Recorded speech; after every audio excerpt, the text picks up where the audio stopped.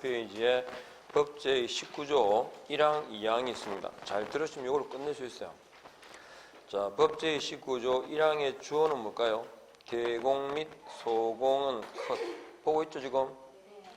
그리고 전문 직업인으로서의 품위를 유지하고 자르시고 컷하고 신의와 성실로서 컷. 공정하게 중개 관련 업무를 수행해야 한다까지 몇 개? 3개입니다. 그러니까 품위 유지, 신의 성실, 공정 중개 의무를 이행해야 되는 자가 누구다? 개공, 소공입니다. 그리고 2항은 개업 공인중개사 등은이죠. 컷 자르시고요. 그러니까 비밀 준수 의무를 부담해야 되는 자가 누구다? 개공 등입니다. 등은 고용인이죠. 즉 중개업에 종사하는 자는 업무상 알게 된 비밀을 지켜라 이 말이죠. 그리고 이 법 및 다른 법률에 특별한 규정이 있는 경우를 제외하고는 컷 자르시고요. 그 업무상 알게 된 비밀을 누설해서는 아니 된다. 개업 공인중개사 등이 그 업무를 떠난 후에도 또한 갖다까지. 그러니까 자, 비밀 준수 의무는 누구에게 주어진다? 개공 등에게 언제까지 비밀을 지켜야 될까요? 네, 죽을 때까지입니다. 그리고 비밀 준수 의무에 예외가 있습니까? 없습니까?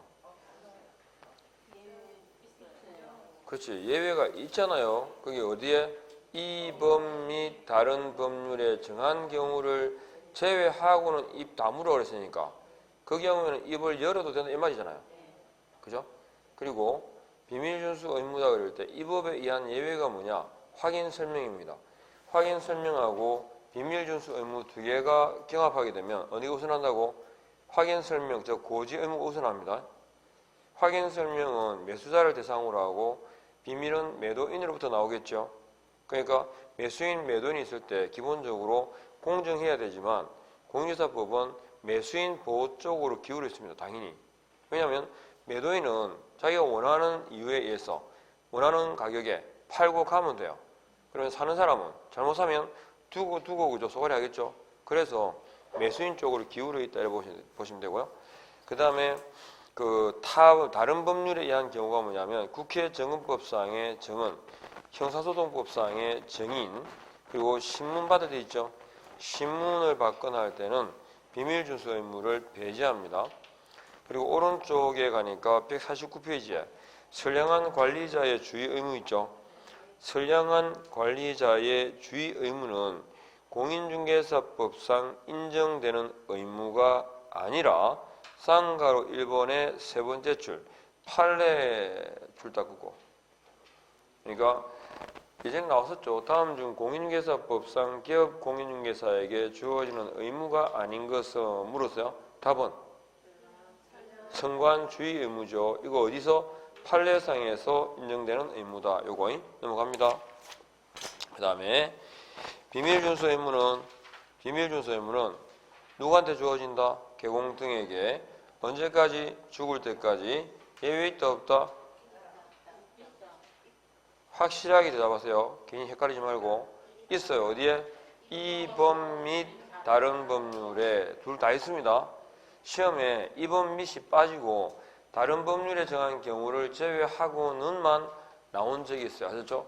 둘 다. 그리고 제재가 나오는데 몇 대 몇일까요?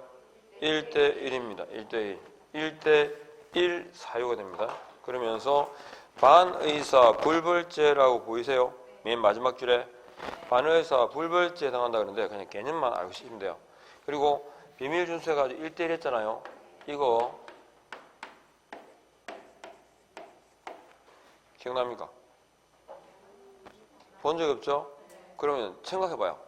이거 아까 제가 머리글에 동그라미 한 적 있어. 복습하면서. 어디에서 했을까? 어디서 했을까요? 네?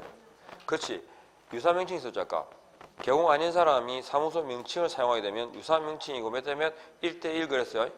이거 어디 나오냐면 공인중개사 있죠. 파트에도 공인중개사가 아닌 자가 공인중개사 또는 이와 유사한 명칭을 사용해도 유사명칭이에요. 이해하겠죠? 그럼 B는 지금 보신 비밀준수죠. 표는 뭐겠어요? 표시광고. 그죠? 누가? 개공 아닌 자가요. 개공이 하면 표시광고 위반은 100과 500가 있죠. 개공 아닌 자가 표시광고하면 1대1입니다. 그래서 유비표 몇 대 몇? 1대1. 나온 김에 유비표 몇 대 몇? 1대1이에요. 자, 이렇게 지나가듯이 그냥 한번 들어두고 유비표. 그리고 반의사 부불제가 그러는데 이런 거야. 자, 개공이 예를 들어서 개공이 비밀을 있잖아요. 비밀을 누설했어요. 비밀을 누설했어요. 그러면 검사가 이 사실 인지하게 되면 검사가 단독으로 만약 기소할 수 있어요. 즉 피해자가 어떤 의사를 표시를 안 해도 아셨죠? 단독으로 기소할 수 있고 그럼 법정에 세우겠죠. 이때 재판부에서 의사를 타진하거든요. 어떻게 할까? 근데 그 피해자가 처벌에 대해서 어떻게 한다고? 반대 의사가 있으면 반대 의사를 표시하면 검사의 기소가 공소 제기가 이유 없다 그래가지고 재판부는 공소 기각 결정을 내립니다. 이유 없다. 아셨죠? 공소 기각을 시킵니다. 그러니까 공소 기각 결정을 내리는데 중요한 건 이거예요. 피해자의 의사 관계없이 검사가 뭐 할 수 있다고? 단독으로 기소할 수 있어요. 그죠? 그리고 이때 아까 반의사 불벌지 할 때 반의사 불벌지 할 때 그 반의사 불벌죄라고 할 때 이 의사는 처벌에 관한 의사입니까? 처벌에 관한 반대 의사입니까? 반대 의사입니다. 반대 의사. 그러면 이렇게 나온 적 있죠.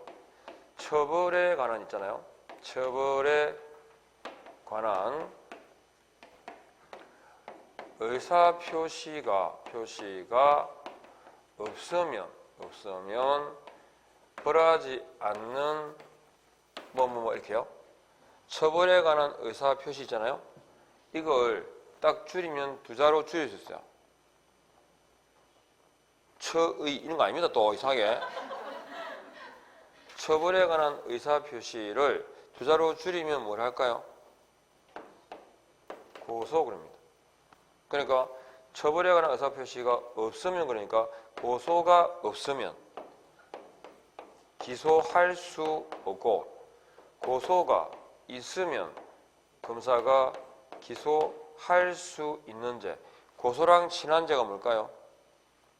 고소랑 친하다. 딱 그대로 줄이면 돼. 그건 이제 줄이면 돼. 친고죄입니다.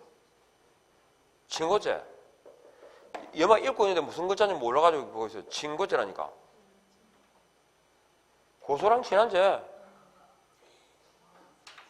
그러니까 뭐야? 그건 이제 편하게 이해하자는 거고, 고소가 있어야 하셨죠? 처벌할 수 있는 죄. 저 피해자의 이 고소는 처벌의 의사표시입니까? 처벌에 관한 반대 의사입니까? 그냥 안 듣는 거죠? 제가 뭐 이야기하면 그냥 자기 하고 싶은 대로 말하는 거지. 고소가 처벌에 관한 의사표시예요? 처벌에 관한 반대 의사표시예요? 처벌에 관한 의사표시라니까?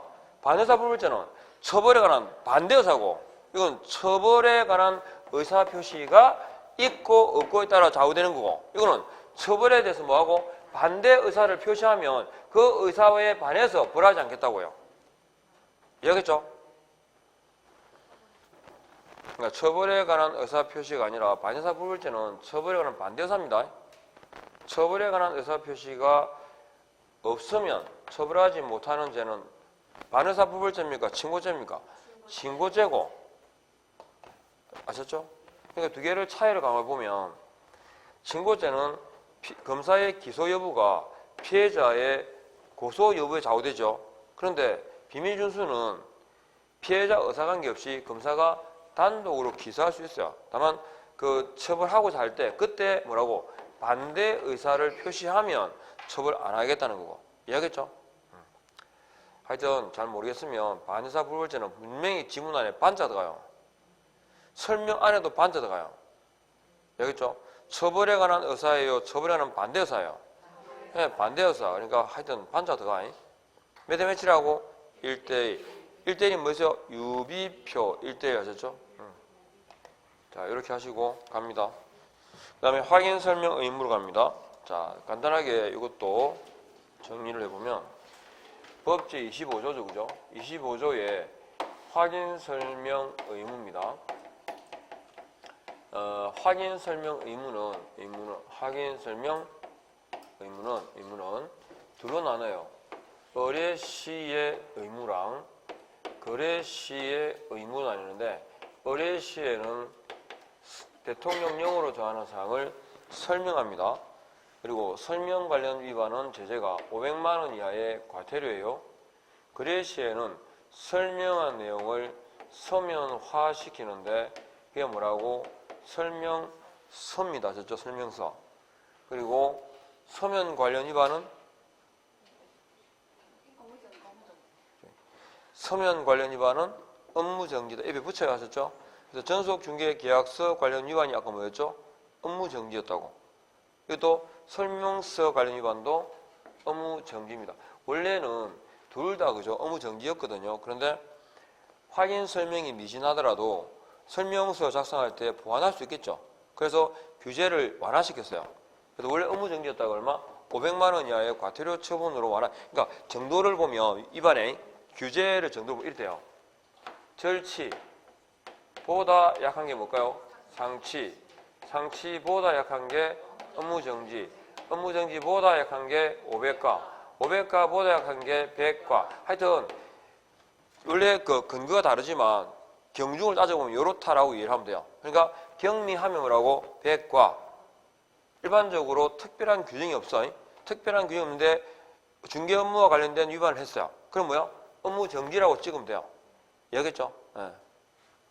자, 요게 일단 기본 틀이에요. 그러면 자, 첫 번째 의뢰 시는 어떻게 하느냐? 의뢰 시는 뭐 한다고? 설명합니다. 그죠? 설명합니다. 그래서 교재에 있는 내용도 마찬가지인데 먼저 이건 딱 봐요. 조문을 25조 보세요. 1항은 확인 설명 관련된 내용인데 자타타 잘라서 봐봐요.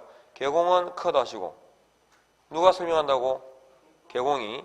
언제? 의뢰받은 경우에는 중개가 완성되기 전에 컷. 언제까지 한다고? 중개가 완성되기 전에 합니다. 누구에게요? 뒤에 권리를 취득하고자 하는 중개 의뢰인에게 컷 하시고 누구한테? 취득 의뢰인에게. 어떻게 한다고? 설명하고 밑줄 긋고 근거자료 제시에 밑줄 다 끄세요. 자, 그 내용을 다시 합니다. 의뢰 시에 누가 설명한다고? 개공은 해야 돼요. 소공은 할 수 있어요. 그죠? 중개 보조는요, 하면 안 돼. 요거. 그러면 확인 설명하는데 언제까지 하더라? 중개가 완성되기 전에.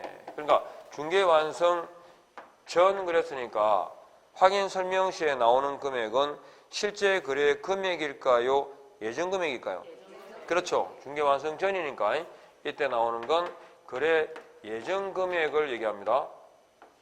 예정 금액을. 그리고 확인 설명하는데 누구를 대상으로 한다고 그죠? 보고 있죠? 권리를 많은 사람 취득하고자 하는 중개 의뢰인에게 합니다. 중개 의뢰인에게 이렇게요. 중개 의뢰인에게. 그래서 요게 포인트예요. 그러면 중개 의뢰인에게 확인 설명하는데 어떻게 하느냐? 설명하죠. 공인중개사법상에서 있잖아요. 설명이 있다 그러면 항상 뒤에 엔드가 와야 돼요. 설명하고 하거나 하고예요. 그리고 설명에 대한 근거 자료를 교부하라 그랬어요? 제시하라 그랬어요? 제시해야 한다 이렇게. 그러면 확인 설명사항은 대통령령으로 정하는 9가지가 있어요. 확인 설명사항이 9가지가 있다는 게 어디 있냐면 153페이지에 보니까 3번에 확인 설명사항 있죠. 그러면 거기 동그라미 띠것에 중개보수 및 실비의 줄을 그어 보시겠습니까? 페이지를 분명히 말씀드렸는데 페이지를 왜 안 따라오지? 153페이지라고 얘기했는데 153페이지에 그 중개보수 및 실비의 줄 껐죠. 보 동그라미 하시고 리얼에 토지 이용 계획에다가 줄을 긋고 토 동그라미 해보세요. 그리고 지어세 가셔가지고 조세의 종류 및 세율에다가 줄을 딱 긋고 조 동그라미 해보세요. 자, 이 여기에 체크한 이유가 뭐냐면 우리가 전속중개계약을 체결했을 때 7가지 정보공개사항이 있었죠. 7가지 정보공개사항이 있었고 이거는 확인설명사항은 몇 개? 9가지죠. 그러면 차이를 물으면 몇 개입니까?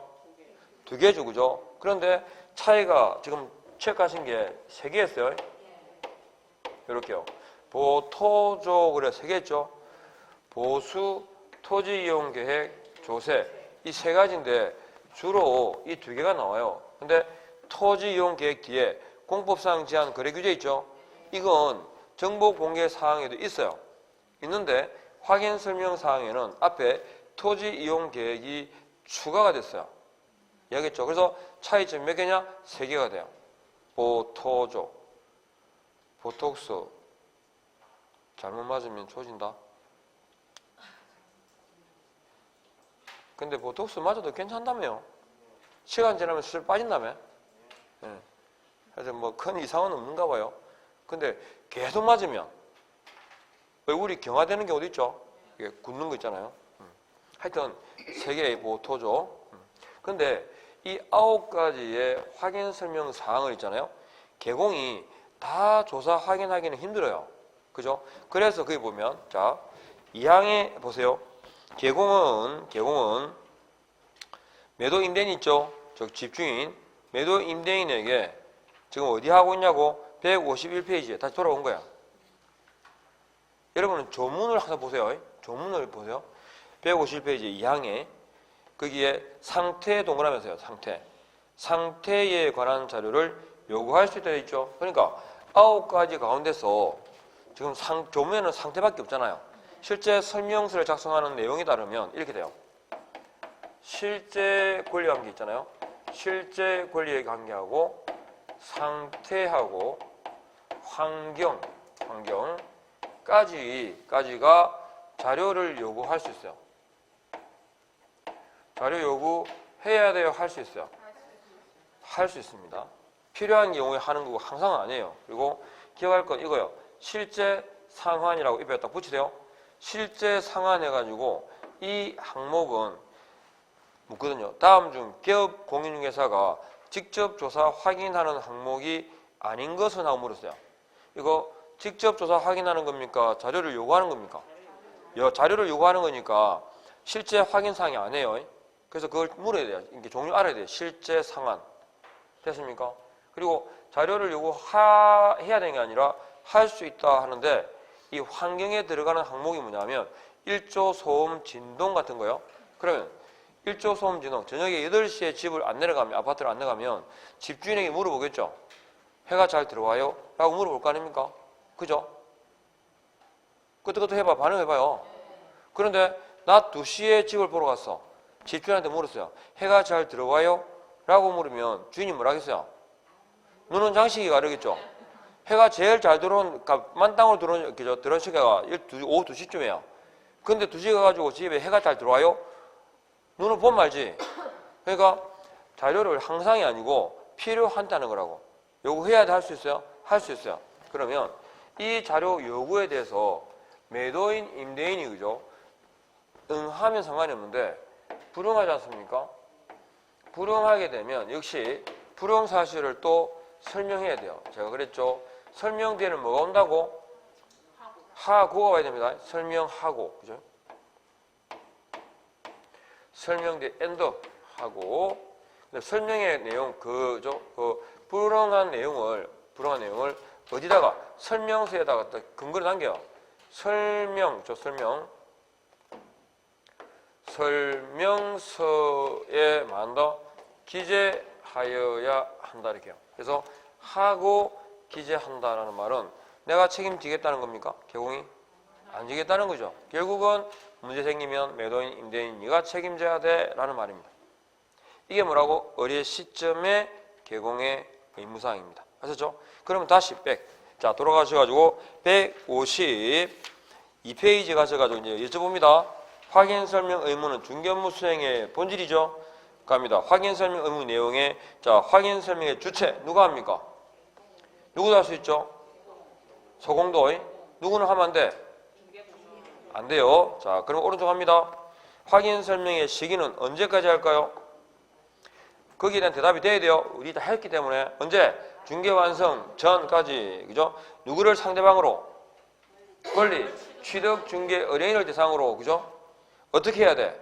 설명만으로 끝난 게 아니라 설명하여야 하고 근거 자료를 제시해야 됩니다. 확인 설명사항이 몇 개 있다? 9개가 있어요. 정보 공개 사항은요? 7가지가 있어요. 그죠? 두 개 차이점은 보, 토, 조 체크했죠? 넘어갑니다. 그 다음에 소유자 등을 확인해야 되고요. 155페이지 갑니다. 155페이지에 소유자 등 확인 다음에 자 상태 자료 요구권 있죠? 요구해야 돼요? 할 수 있어요? 할 수 있다. 그 자료 요구의 범위가 뭐였지? 실제 상환.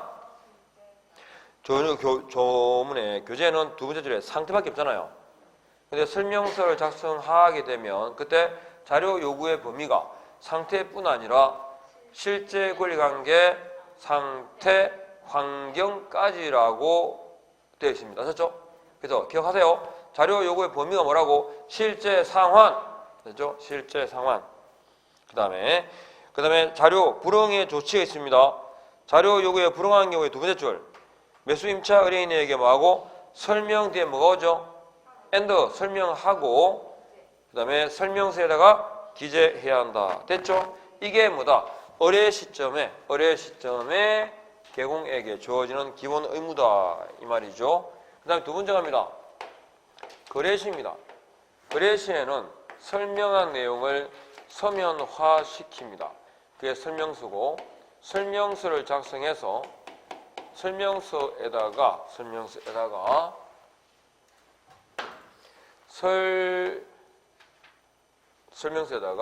서명이죠. 서명 및 뭐다? 날인을 합니다. 그리고 당사자에게 교부를 하고 만다. 보존하여야 한다까지가 의무입니다. 그럼 이 관련된 의무를 위반하면 제재는 뭘까요?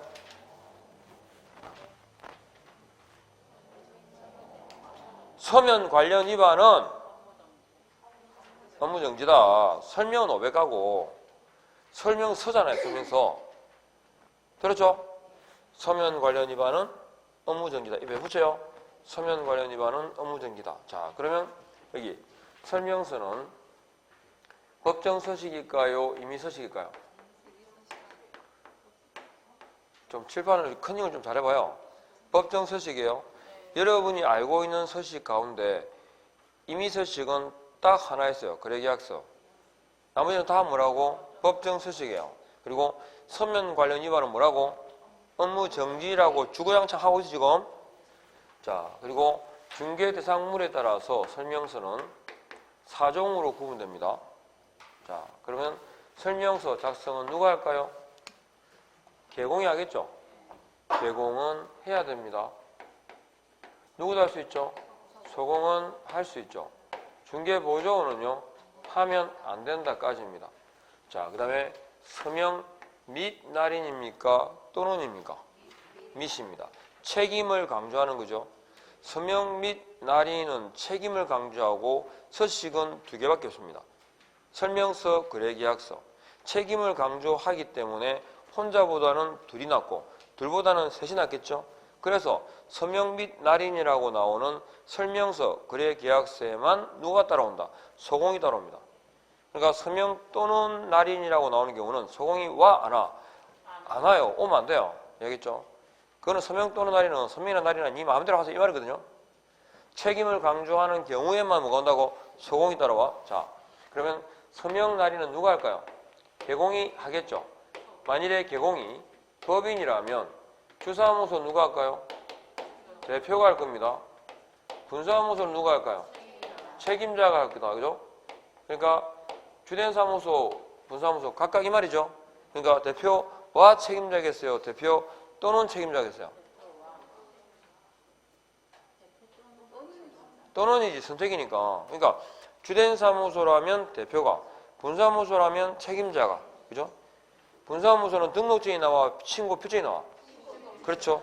의외로 말 나옵니다. 많이. 분사무소 나왔는데 대표가 나올 리가 없고 등록증이 나올 리가 없어요. 근데 잘 나와 같이. 자, 그리고 소공은 서명날인 해야 돼, 할 수 있어요? 할 수 있죠. 그런데 소공이 서명날인 해야 되는 의무인 경우가 있습니다. 언제? 소공이 10명 있잖아요. 10명인데 다 10명이 이 건에 관여하지 않죠. 그러니까 해당 건을 관여한 사람만. 그러니까 소공 중에 누구? 당해 중개 행위를 한 소공이 혼자가 아니고 함께 만다. 서명 및 날인하여라. 두 개가 다 들어가야 그죠? 그때 의무가 돼요. 됐죠? 그 다음에 중개보증은 서명 날인 해야 돼? 할 수 있어요? 하면 안 돼? 서명 및 날인의 의미가 뭐라고 했지? 책임진다. 책임지는 자는 혼자보다는 둘보다는 셋이죠. 개공이 도장을 딱 찍고 있는데 중개보증이 도장을 주고 옆에 서 있어요. 나도 찍으면 안 될까? 라고 하니까 본인은 뭐랬죠? 찍지 마! 라고 했잖아. 그렇게 말할 이유가 없지. 책임 같이 지겠다는데. 맞죠? 그러니까 중요한 게 이겁니다. 의무도 아니고 금지도 아니라는 거. 그러니까 당해 중개 행위를 한, 그래서 중개보조원이 대상물에 대한 조사 확인도 하고 현장 안내도 한 거예요. 그렇다고 해서 계약서에 설명서에 서명 날인 해야 될 의무는 없다는 거지. 하고 싶다 하면 할 수는 있지만, 그리고 설명서에 제가 찍는 칸도 없어요. 안무주. 그렇죠? 됐습니까? 의무도 금지도 아니라는 것까지만 아시면 돼요. 그러면 봐요. 여기까지는 누구? 소공이 관여했죠. 그런데 교부 보존은 오로지 이거 누구? 개공만의 의무예요. 이해하겠죠? 소공은 없어요, 의무가. 그리고 보존하는데 몇 년이죠? 3년간 보존해요. 근데 3년간 보존하는 거 본 적 있죠? 뭐 전속 중개 계약서였죠. 그래서 우리는 이거 기억해야 돼요. 전국 확대 3년. 전국 확대 3년. 이게 무슨 말일까? 전속 중개 계약서는 국토부령으로 정하는 기간 3년. 확인 설명서는 대통령령으로 정하는 기간 3년간 보존해야 됩니다. 그러면 보존해야 된다 그러는데 이 보존해야 되는 건 원본이겠어요? 사본이겠어요? 다요. 원본, 사본, 전자문서까지입니다. 원래는 사본이었거든요. 그런데 이 예전에 아마 기억하실지 모르겠어요. 그 계약서를 눌렀으면 뒤에 100개 나오죠. 파랗게 있는 거잖아요. 그렇게 된 서식은 그 뒤에 있는 건 개공이 갖고 있고 앞에 건 당사자에게 주는 거예요. 이게 원칙이었어요. 그런데 지금은 다 프린트를 뽑잖아, 프린트로. 그러니까 프린트기에서 딱 나오니까 원본과 사본의 차이가 없는 거예요. 그리고 다 서명을 해요. 원래 실제로는 개공은 그 원본의 카피만 해가지고 보존해야 돼요. 근데 실제로 뽑을 때 세부를 다 뽑거든요. 다다다. 그래가지고 도장 찍고 그냥 사인이나 다 이름 다 적어요. 그치? 같이. 그러니까 원본과 사본의 개념 차이가 없는 거예요. 그래서 보존한다 그럴 때 사본이었던 것을 규정이 원본, 사본 그리고 전자계약서를 쓸 수 있죠. 전자계약서 쓰잖아요. 그러면 전자계약서 작성해가지고 엔터 탁 치는 순간 요 자료가 공인전자문서센터라는 게 서버가 있거든요. 그 서버에 자동 저장이 돼요. 자동 저장이 되니까 이 설명서를 교부를 해야라 그랬잖아요. 그죠? 교부할 필요도 없어. 왜냐하면 그 당사자는 언제든지 그 서버에 접속해가지고 출력할 수 있어요. 열람하고 출력할 수 있어. 그러니까 교부 보존이란 자체가 의무가 없어져요. 전자계약서는. 이해하겠죠? 그래서 보존한다 그럴 때는 원본이 사본이요. 원본, 사본, 전자문서까지 됩니다. 네, 이렇게. 자, 그 내용입니다. 그러면 다시 가보죠. 확인 설명서 넘어가서 156페이지에 설명서입니다. 작성의 주체 누구? 개공이겠죠. 누구도 할 수 있어? 소공도 할 수 있어요. 2번.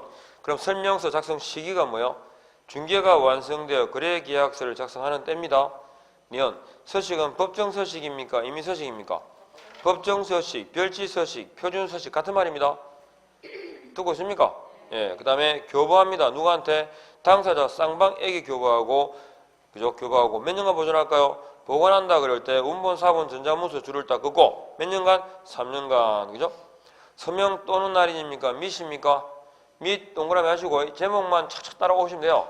서명 및 날인 체크하셨죠? 서명도 하고 날인도 한다. 그런데 니은의 법인의 경우는 누구? 대표자가. 분사무소는요 책임자가 합니다. 그리고 디귿에 소공이 있는 경우에는 앞에 뭐가 붙었죠? 소공이 있는 경우에는 그럴 때 어떤 소공이? 당해 중개 행위를 한 줄 닦으세요. 그리고 두 번째 줄 혼자 합니까? 함께 합니까? 함께 동그라미 하시고 잘 따라왔죠? 갑니다. 중개 보조는요 그냥 가능입니다. 할 수 있다라고 마무리 지으시면 돼요. 그러면 위반하게 되면 개공이 위반했다 업무정지, 소공이 위반하면 그죠? 그냥 자기정지. 고민할 거 없죠? 넘어가고 갑니다. 그 다음에 거래계약서가 나오는데 자 여기 설명서 있죠? 설명서가 들어갈 자리에 거래계약서를 넣으시면 똑같습니다. 거래계약서가 들어가요. 그리고 거래계약서는 우리가 유일하게 뭐다? 임의서식입니다. 듣고 계시죠? 그리고 다만 국토교통부 장관이 표준서식을 정할 수 있고 표준서식을 정하게 되면 그거 사용을 권장할 수 있다라고 되어 있습니다. 그러면 권장할 수 있다라는 말은 사용 의무가 있다는 말이에요, 없다는 말이에요? 사용 의무는 없다는 겁니다. 기억해야 됩니다. 그리고 그러면 거래계약서는 백지상에도 작성할 수 있을까요? 백지상으로도 작성할 수 있습니다. 그래서 다만 백지상에 작성하더라도 대통령령으로 정하는 9가지 필수 기재 사항이 있거든요. 이 필수 기재 사항이 뭐냐라고 쉽게 나오면 이걸 물어요. 역시 9가지 필수 기재 사항이 아닌 것은 묻죠. 답은 저겁니다. 도토조입니다. 보수라든지 조세라든지 그리고 공법상 제한 같은 경우가 거래계약서에는 나오지 않아요. 거래계약서의 기재사항의 핵심은 뭐냐? 누가 사고 파는지, 어디에 있는 어떤 부동산을 사고 파는지, 돈을 갖다가 얼마인데 어떻게 주고받을 건지 아셨죠? 그러니까 사람, 물건, 돈에 관한 내용이 핵심이에요. 계약서는. 이해하겠죠? 자, 이렇게 일단 내용. 그리고 거래계약서는 몇 년간 보존할까요? 네, 임의서식이지만 5년간 보존합니다. 그리고 거래계약서 관련된 위반하게 되면 제재는 뭘까요? 업무정지입니다. 그런데 자 서면 관련 위반은 뭐라고? 업무정지다 그랬죠? 그런데 유일하게 하나가 달라요. 그게 뭐냐? 이중계약서예요. 이중계약서의 작성 등 위반의 경우에는 이거 등록을 취소할 수 있으면 상치입니다.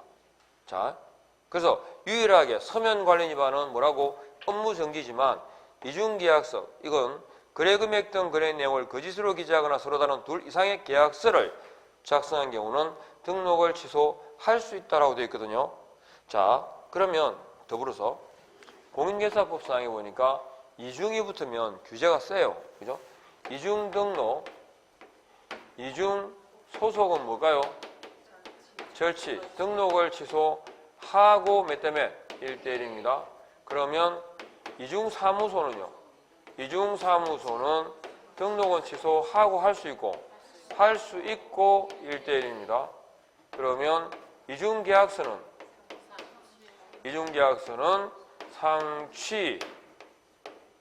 상취만이라고 넣으세요. 그러니까 틀린 지문이 나올 때 어떻게 나오겠어요? 그 등록을 취소할 수 있고 1년 이하 징역이나 1,000만 원 이하 벌금에 처한다 이렇게 나오거든요. 그러니까 이중이란 말이 붙으면 규제가 센데 이중계약서는 등록만 뭐다? 취소할 수 있을 뿐이다. 이렇게요. 형벌 있어 없어? 없어요.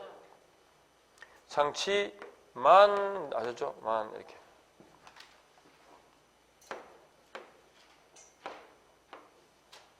됐습니까? 상치만 거래계약서. 자, 그리고 다른 내용 두고 159페이지 있죠?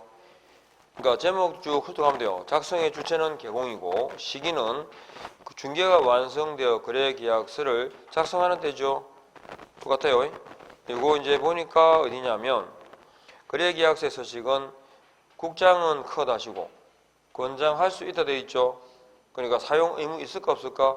없어요. 필요기재사항 나옵니다.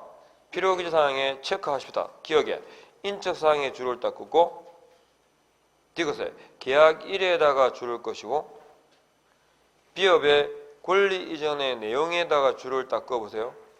그리고 권리 이전의 내용이 뭐냐 하면 우리가 보통 매매계약을 체결하잖아요. 매매계약을 체결하면 매도인은 완전한 권리 이전의 의무가 있거든요. 그러니까 제한 물권 등이 설정되어 있을 때 매도인은 어떻게 된다고? 그걸 말소하고 난 다음에 이전해줘야 돼요. 그죠? 근데 부동산의 토지 건물 같은 경우에 건조당이 설정되어 있을 수 있잖아요.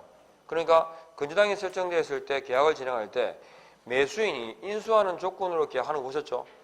그럴 때, 그러니까 그 제한 물권을 어떻게 처리할 것인가에 관한 내용이 뭐라고? 권리 이전의 내용이에요. 그리고 2형의 확인설명서 교부 일자에다가 줄을 닦으세요. 그래서 그 네 가지가 주로 거래계약서 필요기재 사항에 언급이 돼요. 그래서 묻죠? 다음 중 거래계약서 필요기재 사항이 아닌 것은 하고 물었어요. 답은? 보토죠. 여기죠? 특히 토지 이용 계획보다는 공법상 이용 제한이 잘 나와요. 됐죠? 이렇게 넘어갑니다. 그리고 거래계약 작성 금지되어 있습니까? 밑에 맨 밑에 159페이지. 거기에 이중계약서 서로 다른 둘 이상의 계약서는 이해하시죠? 이중계약서라고. 그런데 앞에 거래 금액 등 거래 내용을 거짓으로 기재한 경우가 더 잘 나와요. 이걸 묶어서 뭐라고? 이중계약서 그래요. 거래 금액 등 거래 내용을 거짓으로 기재하거나 서로 다른 둘 이상의 계약서. 그러니까 거래 계약서의 내용 가운데 제일 중요한 게 뭐겠어요? 돈이지 뭐 돈. 사람의 인간관계는 언제 끝난다? 돈 때문에요. 안 그렇던가요? 돈이 실제 왔다 갔다 하는 거 아니면 그래 저 미국 애들은 립서비스를 너무 잘하잖아요. 박찬호가 공을 좀 잘 던졌잖아요. 그러면 그 주변 동료부터 감독부터 다 잘한다 그래. 그죠? 그런데 뭐 돈이 뭐 어쩌냐면 완전 정확하게 얘기 정확하게 하더라. 그러니까 돈 안 들어가는 거는 뭐 공짜니까 막 떠들어요. 잘해. 그거 괜찮아 그것도. 공부 잘하고 있어. 열심히 하고 있어. 그죠? 결과도 좋을 거야. 돈 안 들어가니까 뭐. 아셨죠? 그래서 서면 관련 위반은 업무 정지다. 다만 뭐 거래 금액 등 거래 내용을 거짓으로 기재하거나 서로 다른 둘 이상의 계약서만 뭐라고? 상치만 이렇게. 아셨죠? 이렇게 하시고 넘어갑니다. 자, 가보시고 그 다음에 161페이지에 배상 책임 가겠습니다. 당연히 거래계약서 작성과 관련된 소공이 위반하면 제재는 뭘까요? 그렇지. 고민할 필요 없어. 자격정지야 그냥. 그렇지? 자, 거기까지 하시고 161페이지 가십시오.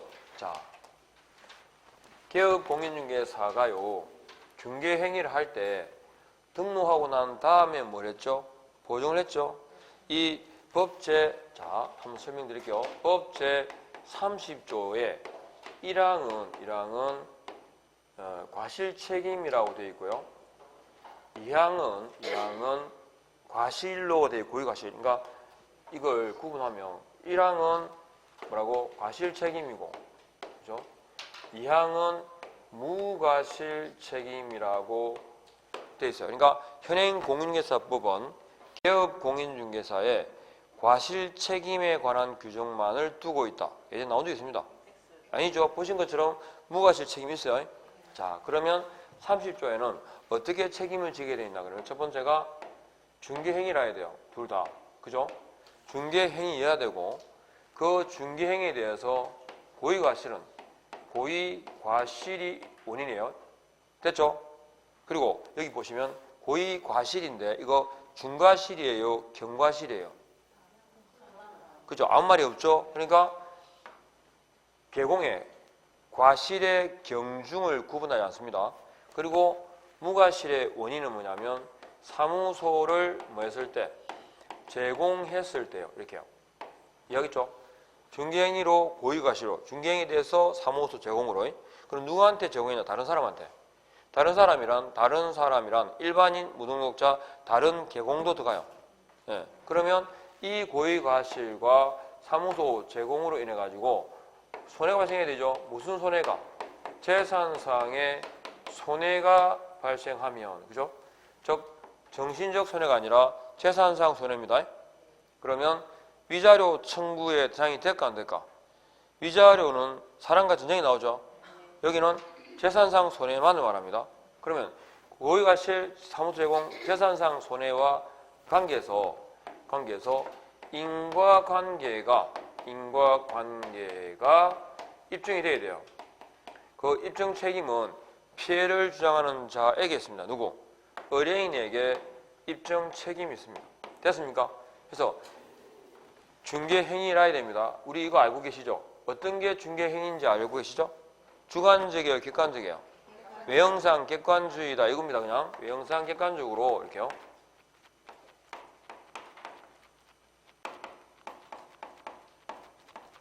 그리고 과실이랄 때 과실의 경중을 구분하지 않는다. 그죠? 그리고 사무소 제공으로 무슨 손해가? 재산상 손해가. 그죠? 그러니까 옆에다가 이렇게죠. 위자료가 나오거든요. X. 정신적 손해는 배상 청구 범위에 포함되지 않는다. 이렇게 하면 기본 내용은 다 끝난 겁니다. 자, 그러면 이제 가죠.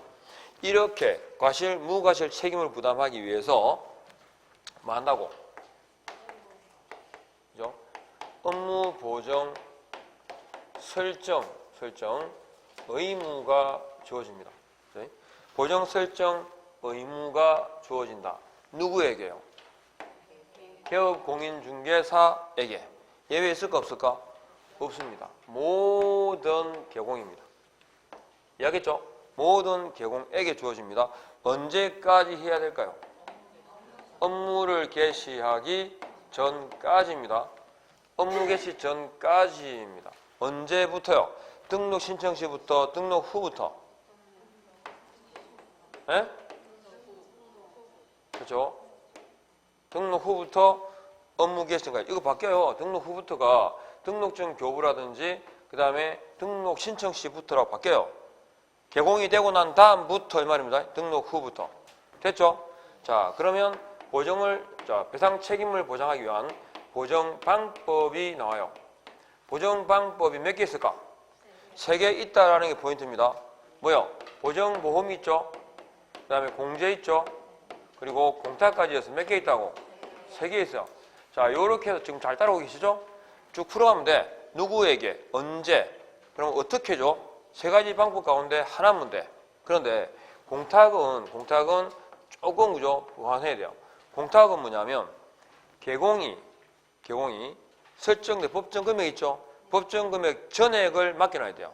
그러니까 금전 또는 유가증권으로 아셨죠? 금전 또는 유가증권으로 어디다가 법원 임치입니다. 법원에 임치 맡겨 놓는다. 임치 어떻게 해요? 전액을요. 법원에 전액 임치입니다. 전액. 그러니까 전액을 딱 그죠? 개인은 1억, 법인은 2억 원을 딱 맡겨 놓으니까 실제로 이거 하겠어요? 안 하지. 그냥 방법 몇 개? 3개 있을 뿐입니다. 보정 방법이. 됐어요? 보정 방법이. 그리고 자, 그럼 보정 내용이라고도 하고 보정 금액이라고도 하는데 자, 요거 어떻게 구분되느냐? 법인인 경우랑 개인하고 그리고 지역 농협 돼 있어요. 개인이라고 되어 있는데 개인 아니고 조문에 뭐라 해야 되냐면 법인 아닌 이렇게 해서 이해합니까? 법인 아닌 게 개인이죠. 그래서 개인의 범죄는 뭐가 들어가더라고? 부치상 경우에 들어간다고. 그러면 이렇게 3개요. 자, 법인의 경우에는 주사무소와 분사무소로 나뉘어요. 잘 들으세요. 법 주된 사무 얼마죠? 2억 이상이에요. 그러니까 최소 금액이죠, 이거. 분사무소는요. 1억 이상을 추가합니다. 자, 추가라는 의미니까 무슨 말이냐면 법인의 분사무소를 2개 뒀어. 그러면 법인의 보증금액 얼마일까? 4억이에요. 그리고 분사무소에서 중개사고가 생기면 분사무소 2개 있을 때 분사무소에서 중개사고가 생겼을 때 얼마까지 책임질까요? 4억까지. 책임은 누가 진다? 법인 전체로 집니다. 주사무소, 분사무소 각각이 아니고요. 법인 전체로 책임집니다. 그럼 법인이 아닌 자는 얼마죠? 1억 이상입니다. 그리고 지역농협은 봐봐요. 등록 후 혹은 등록한 때는 그러거든요. 근데 지역농협은 등록을 해야 안 해? 안 해요. 그러니까 등록한 때라고 나오는지를 잘 봐야 돼요. 등록이 아니고 이렇게 돼요. 뭐라 되냐면 이렇게 부동산 중개업을 하는 때 부동산 중개 업무를 하는 때라고 나와야 되지 등록한 때라고 넣으면 안 돼요. 왜? 지역농협은 등록 자체를 안 해요. 알겠죠?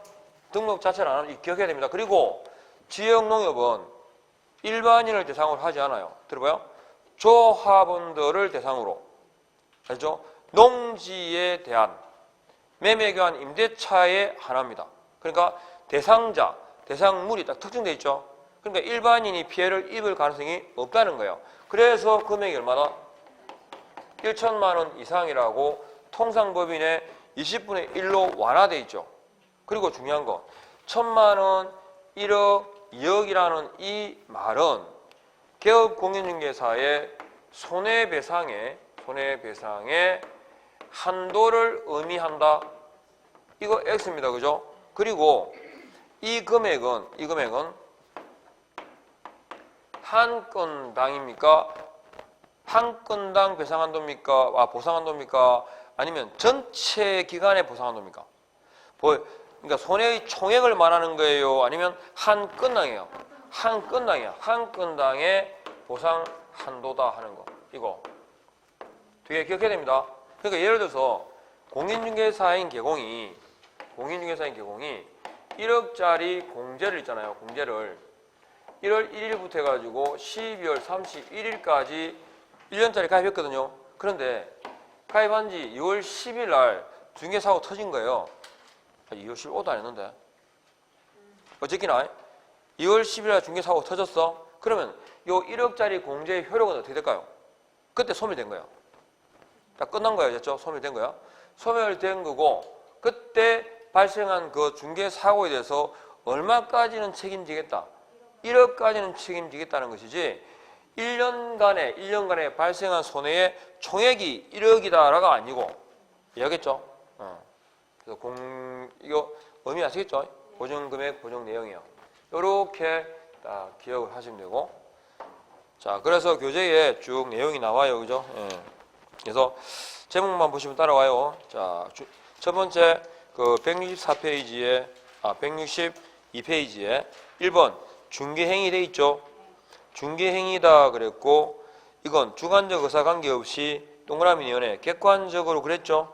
그래서 외형상 객관주의다라고 했습니다. 넘어가십시오. 그 다음에 원인은 164페이지에 개공고용인의 고의과실로라고 되어 있고 이건 과실 책임이죠. 과실에다가 동그라미 하십시오.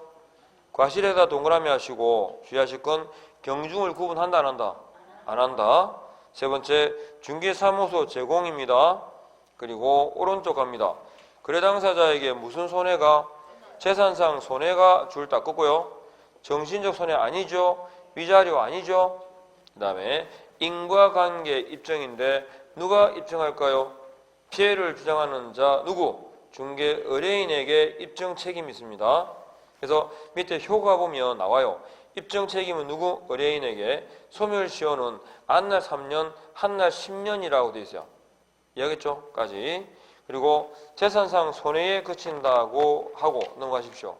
그러면 보정 설정을 하는데 자, 보정 설정의 의무는 누구에게 있죠? 개업공인중개사에게 있습니다. 예외 있습니까? 없습니다. 모든 개공이죠. 언제까지 할까요? 업무를 개시하기 전인데 보장 방법 몇 개 있습니까? 3개 있습니다. 그 내용을 쭉 설명하고 있는데 주의하실 건 오른쪽 페이지에 보정 설정 방법 보입니까? 보정 설정 방법에 보니까요. 동그라미 기억에 보정보험이 있죠. 보정보험의 밑에서 세 번째 줄 뒤에 이런 바 다음에 타인을 위한 손해보험 계약에 줄을 것이십시오.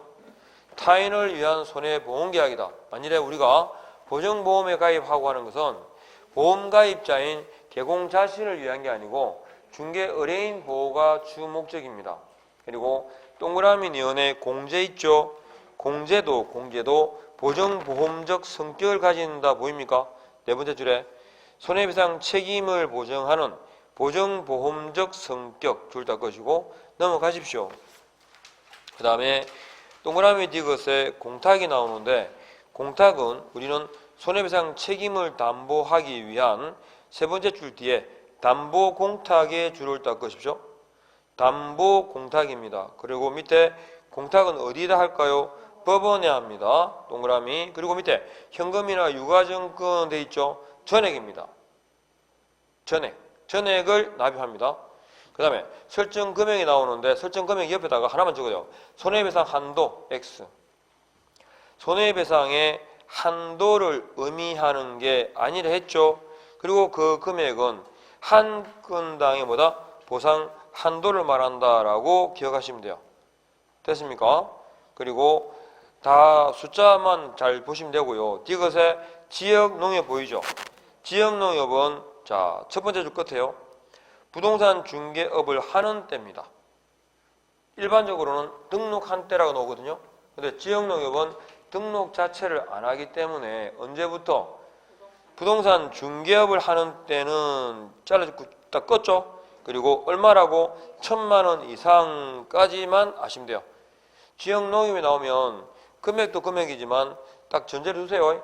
부동산 중개업을 하는 때 1천 이상 이렇게요. 그리고 오른쪽 갑니다. 보정 설정 신고를 해야 되는데 신고해야 한다. 세 번째 줄 있죠. 그런데 제가 항상 그림을 설명드릴 때 등록 절차 말씀드리듯 했어요. 보정기관에서 직접 통보하는 경우는 뭐 할 수 있다? 생략할 수 있다. 그래서 신고 제목 옆에다 해야 돼요. 보정 설정 신고 옆에다가 슬러시 다 끄고 생략 가능 이러면 돼요. 제목에다가. 뭐 일일이 세부적으로 읽을 필요 없어요. 신고 또는 뭐 할 수 있다? 생략할 수 있다. 그 다음에 보정 변경과 재설정이 나오는데 보정 변경은 거기 본문에 찾았습니까? 세 번째 줄이에요. 효력 기간 중에다가 줄을 닦아요. 효력 있는 기간 중에라고 줄을 껐습니까? 효력 있는 기간 중에다가 말을 붙이면 거기다가 바꾸면 종전 보정에 가입한 상태에서가 같은 말로 효력 기간 중에라는 말입니다. 알겠죠? 그러니까 이런 겁니다. 보정보험에 가입을 했는데 그죠? 공제로 바꾸고자 하는 거예요. 이때 공제 가입이 문제예요? 보험 해지가 문제예요? 네, 공제 가입이 먼저고 보험 해지가 두 번째입니다. 그게 무슨 말이에요? 종전 보증에 가입한 상태에서 새로운 보증에 가입하라. 그죠? 그리고 보정 변경은 일정 기간 중복 가입 상태가 됩니다. 그리고 중요한 게 있습니다. 자, 보증보험에 가입한 이때 중개 행위가 있었고 그 행위로 인한 사고가 생긴 건 공제에 가입한 이때입니다. 그러면 보증금은 행위 당시, 사고 당시 누가 지급할까요? 사고 당시입니까? 행위 당시입니까?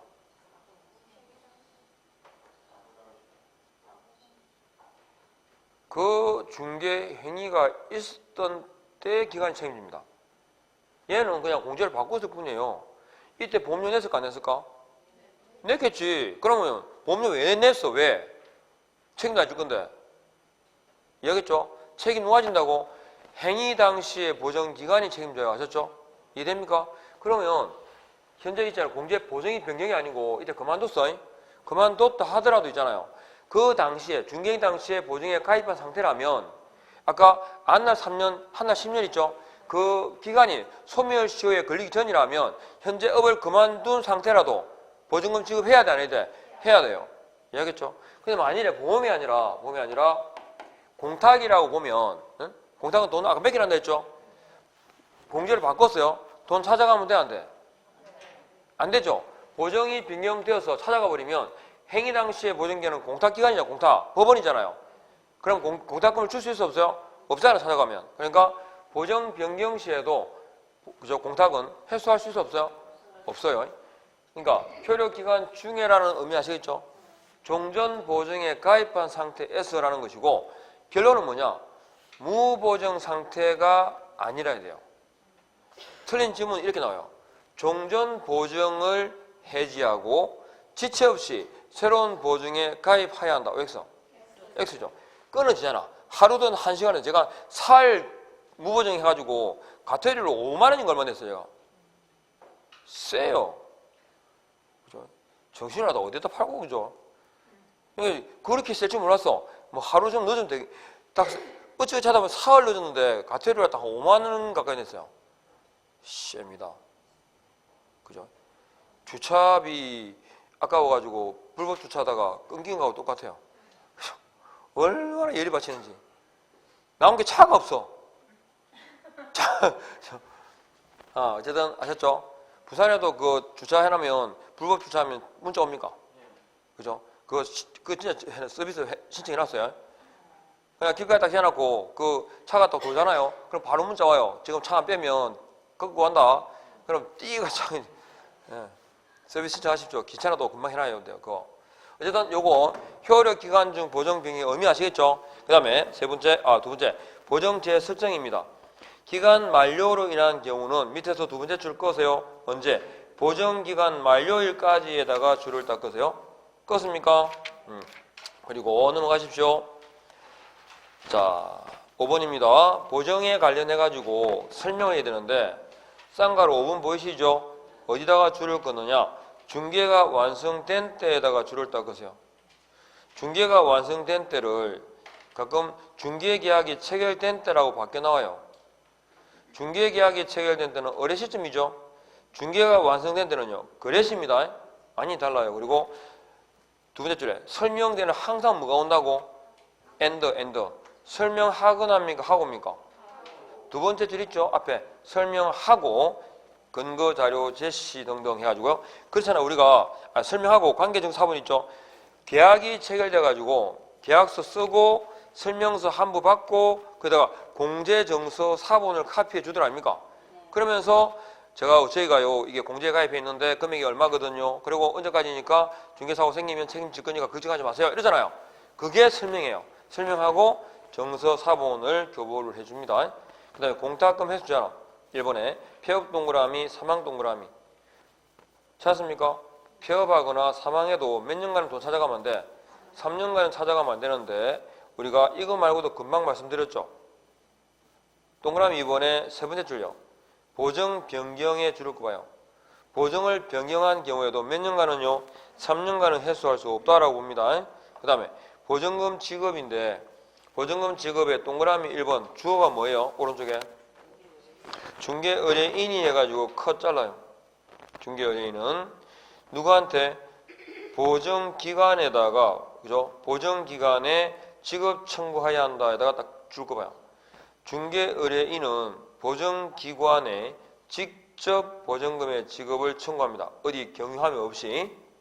됐죠? 그리고 지급 금액은 아까 이 설정 금액이 지급 한도는 아니죠.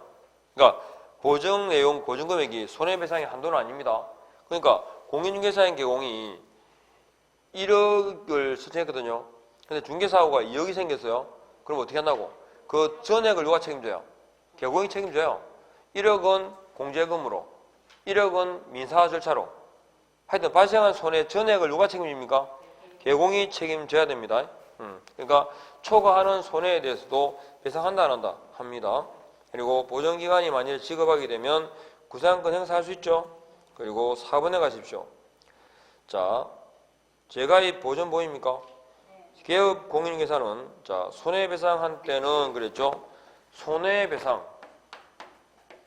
손해배상이 나오면 무조건 며칠입니까? 15일 이내입니다. 보정보험 공제는요.